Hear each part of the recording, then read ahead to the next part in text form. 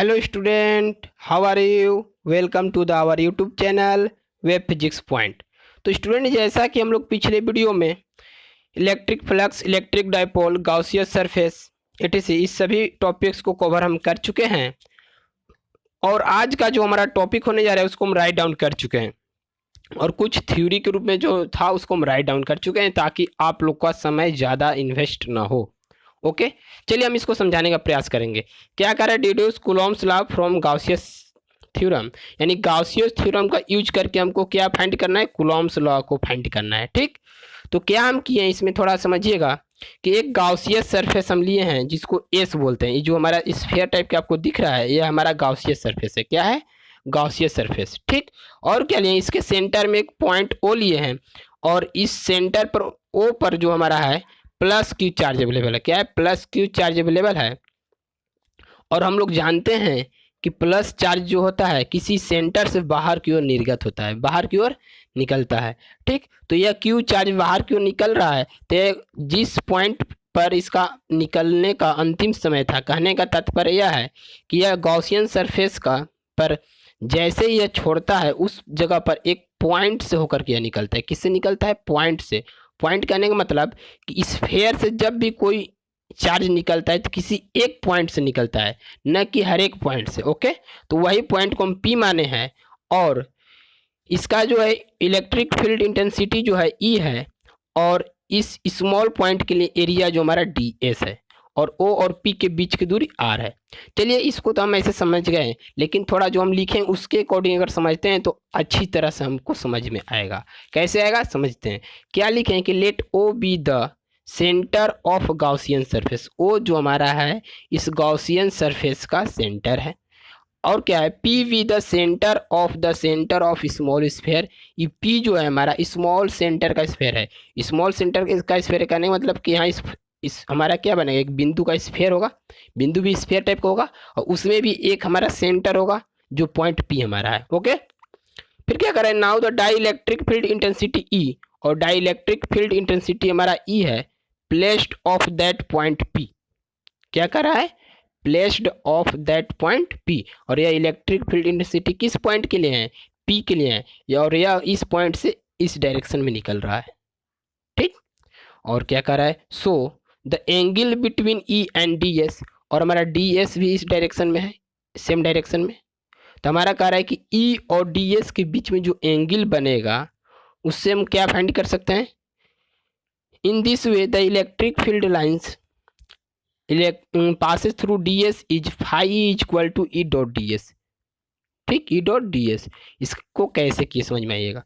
तो इससे पहले हम लोग आपको इलेक्ट्रिक फील्ड लाइंस बतला चुके हैं। इलेक्ट्रिक फील्ड लाइंस में बतलाए हैं कि electric field lines is equal to जो फार्मूला होता है वो हमारा phi E is equal to E dot d s होता है।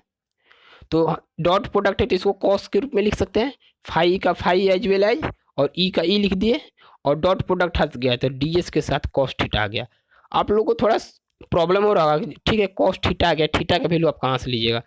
तो हमारा जो थीटा का वैल्यू आएगा, थीटा का मान 0 होगा। ऐसा क्यों होगा? क्योंकि जब हमारा इलेक्ट्रिक फील्ड लाइंस, ठीक ना, और इलेक्ट्रिक फील्ड इंटेंसिटी यानी इलेक्ट्रिक फील्ड लाइंस दोनों एक ही डायरेक्शन में रहता है तो उस कंडीशन में दोनों का जो एंगल बनेगा 0 डिग्री बनता है। कैसे बनेगा थोड़ा यहाँ पर समझिए। कहने का मतलब कि एक लाइंस इस डायरेक्शन में जा रहा है और हम क्या बोले कि एक और लाइन को इस डायरेक्शन में ड्रा कर दिए और हम बोलेंगे कि इन लोग दोनों के बीच का एंगल कितना बनेगा? तो 0 डिग्री बनेगा। कितना बनेगा? 0 डिग्री। इसीलिए क्या किए कि E D S cos theta, E D S cos theta 0 degree यानी E D S cos 0 degree, E D S का ई डी एस 0 डिग्री के मान 1 रख दिए। तो ई डी एस गुने 1 that means phi E is equal to E D s. समझ में आ गया? तो ये हमारा जो आया एक पॉइंट के लिए आया। किस पॉइंट के लिए आया? एक पॉइंट के लिए। और वह एक पॉइंट क्यों? कौन? तो पी के लिए। अब हमको क्या करना है कि टोटल गाउसियस सरफेस पर इलेक्ट्रिक फील्ड लाइंस जो इसके थ्रू निर्गत हो रहे हैं, बाहर की ओर निकल रहे हैं, उसको काउंट डाउन करना है और उसमें हम गाउसियस थ्योरम का यूज करेंगे और गाउसियस थ्योरम को कंपेयर कर कर हम वहाँ से कूलॉम्स लॉ को फाइंड आउट करेंगे। तो चलिए इसको समझिएगा, हम आगे समझा रहे हैं।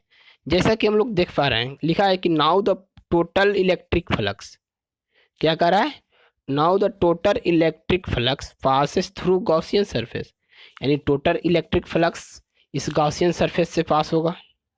टोटल के लिए क्या बतलाए हम कि क्लोज इंटीग्रल, ठीक ना, सरफेस क्लोज इंटीग्रल को ऐड करते हैं, तो as well as phi equal to E D s था फाई, और इस सरफेस इंटीग्रल को इसमें ऐड कर लिए, एस हो गया, इसमें क्लोज लगाया है इंटीग्रल में, इसी को पढ़ते हैं close surface integral, E D s था। और क्या करते हैं, इस फिगर में हमारा इलेक्ट्रिक फील्ड इंटेंसिटी हर एक पॉइंट पर इक्वल है। क्यों इक्वल है, क्योंकि इस पर प्लस क्यू चार्ज है, चार्ज सेपरेशन जो है इक्वल है, यानी हर एक पॉइंट पर हर एक गॉसियस सरफेस में सिर्फ प्लस क्यू चार्ज ही अवेलेबल है। तो अगर प्लस क्यू चार्ज ही अवेलेबल है तो इसका मतलब यह है कि यह इस सेंटर से किसी भी डायरेक्शन में, अगर मान लीजिए हमारा किसी पॉइंट से होकर के मान लीजिए अगर इलेक्ट्रिक फ्लक्स पास होगा तो उसका वैल्यू सेम होगा, क्योंकि चार्ज सेम है, दैट मीन्स कि ई डी एस होगा। इसका कहने का मतलब यह हुआ कि चाहे तो वह किसी भी डायरेक्शन से निकले, उसका इलेक्ट्रिक फ्लक्स जो होगा कांस्टेंट होगा, कोई उसमें चेंजेबल नहीं होगा। तो चलिए, हमारा कहने का तात्पर्य यह था कि जब हमारा ई हमारा कांस्टेंट है तो डिफरेंशिएशन और इंटीग्रेशन में आप लोग पढ़े होंगे कि जो कांस्टेंट टर्म होता है वो बाहर निकल जाता है, तो इंटीग्रेशन है, ई बाहर निकल गया, बच गया close surface integral of d s, okay, phi का फाई ई हो गया।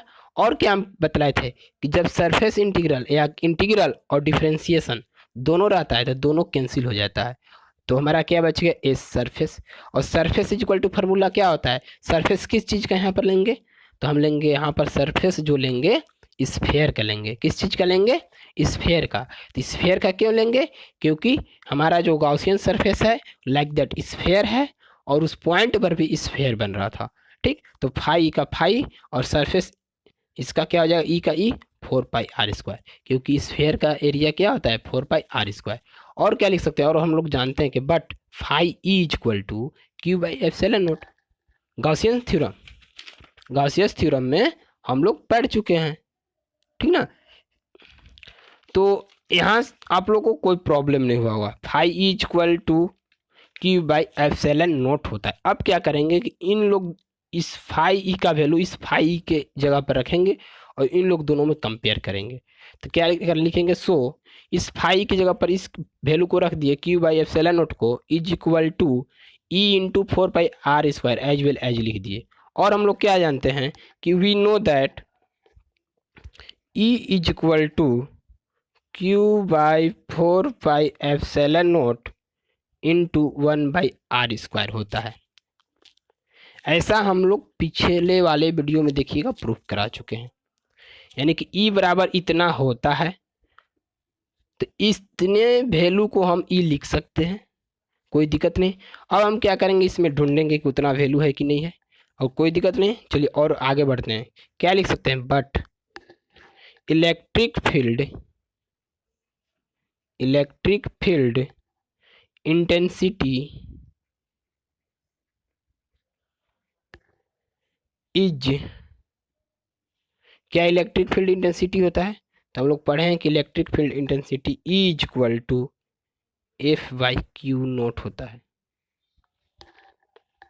कोई दिक्कत नहीं। और क्या लिख सकते हैं, so F by Q naught is equal to, क्या लिख सकते हैं, क्यू बाई 4π इंटू 1/r²। ध्यान समझिएगा कैसे हम लिखे हैं, Q by epsilon not into E into 4πr² था हमारा। इस ई के जगह पर क्या हम देखिएगा, ध्यान से समझिएगा, थोड़ा स्टेप को हम यहाँ पर हाइड कर चुके हैं। इसमें अब हम क्या करेंगे कि इसका वैल्यू और इसका वैल्यू दोनों को पुटअप करेंगे, ओके। इस ई के जगह पर क्यू बाई 4π इंटू 1/r² रखेंगे, तो ई के जगह पर जब रखे तो क्यू बाई 4π हो गया ना, और क्या हो गया, into 1/r², 1/r² as well as E की जगह पर रख दिए। और हम क्या किए, ध्यान से देखिएगा, E = F/Q0 होता है। F क्या है हमारा, फोर्स, तो यानी कि इसके जगह पर E लिख सकते हैं, यानी कि E की जगह पर F/Q0 लिखें। अभी भी कन्फ्यूजन है क्या, आप लोग को हम अभी क्लियर करते हैं। कहने का मतलब कि E का वैल्यू हमारे पास दो होता है। एक होता है E = Q/4πε0 × 1/r²। First value तो हमारा 10 हो गया E के लिए, और सेकेंड वैल्यू हमारा क्या है 10, किस चीज़ के लिए, E के लिए।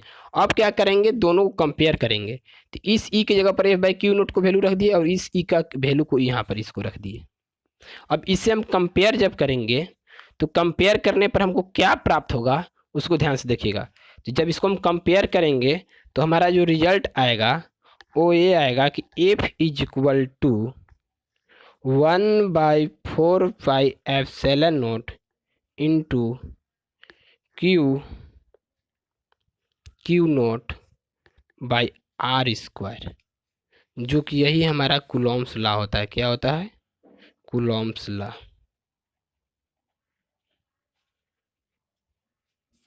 यही तो फाइंड आउट हमको करना था, यही हमारा होता है कूलॉम्स लॉ।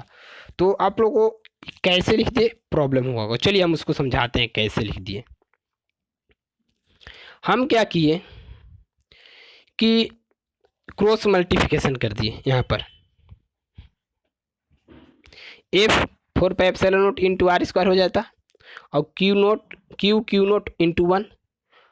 तो हमको क्या चाहिए था F, तो Q0 हो गया और जो ये रिमाइंडर पार्ट था डिवाइड में आ गया, तो लिख दिए 10। ओके, तो आज का वीडियो हमारा यहीं तक लास्ट होगा। आप लोग का एग्जाम में कभी जब इस क्वेश्चन को पूछ देता है कि गॉसियस थ्योरम का यूज करते हुए कूलॉम्स लॉ को फाइंड आउट करें, ठीक ना। तो आप लोग इसको ध्यान से देख लीजिएगा, वीडियो को पॉज करते हुए नोट कर लेना है। और अगर आप लोगों को वीडियो पसंद आया हो तो लाइक करना है, सब्सक्राइब करना है और शेयर करना है।